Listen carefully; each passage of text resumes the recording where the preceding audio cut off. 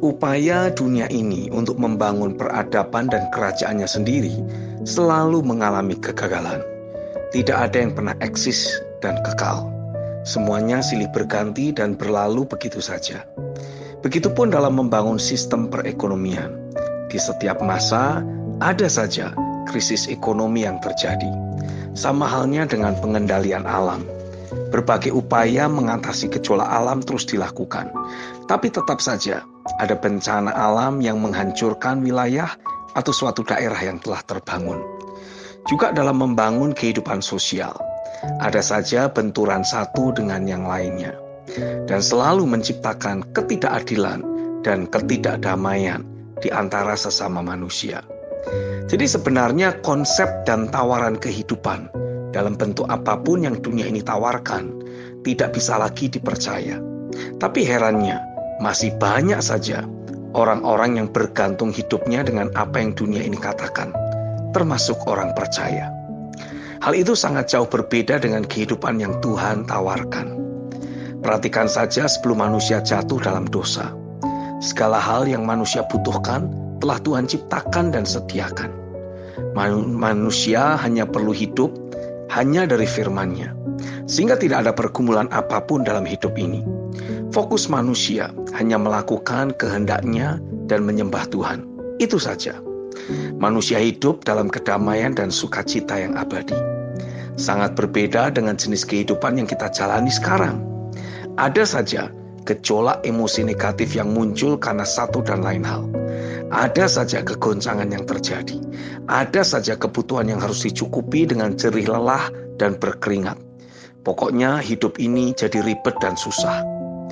Di tengah kondisi seperti itu, dunia menawarkan kehidupan yang lebih nikmat dan damai dengan strata sosial yang jauh di atas. Tapi semua itu baru akan dapat kita nikmati ketika kita memiliki uang yang banyak. Alhasil hidup kita pun mulai berfokus mengejar berbagai tawaran dunia tersebut dengan alasan bahwa itulah yang Tuhan janjikan. Padahal esensi dari janji Tuhan bukanlah memperoleh hal-hal eksternal. Inti dari janji Tuhan adalah realita hadirat-Nya yang menjadi nyata atas kita.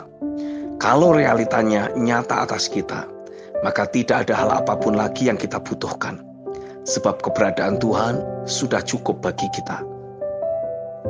Namun kita harus mengakui, sistem dunia yang telah terbangun bagikan jerat yang sulit dilepaskan.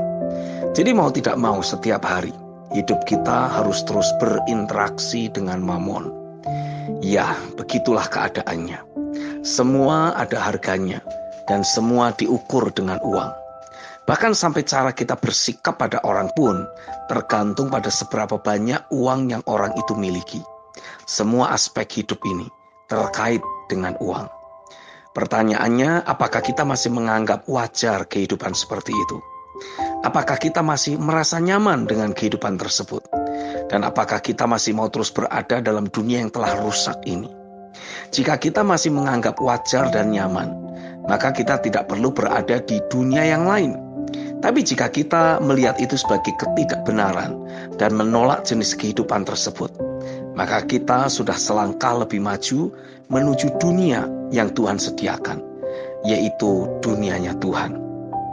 Setelah saya pikir-pikir, ternyata memang enak hidup di sorga.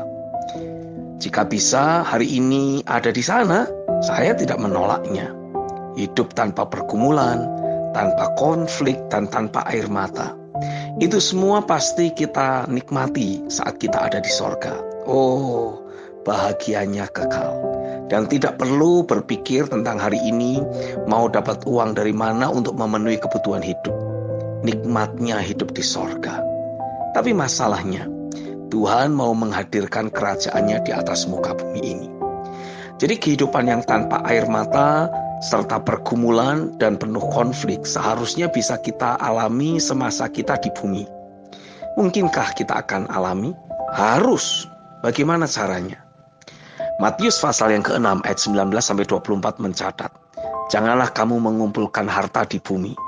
Di bumi ngengat dan karat merusakkannya, dan pencuri membongkar serta mencurinya.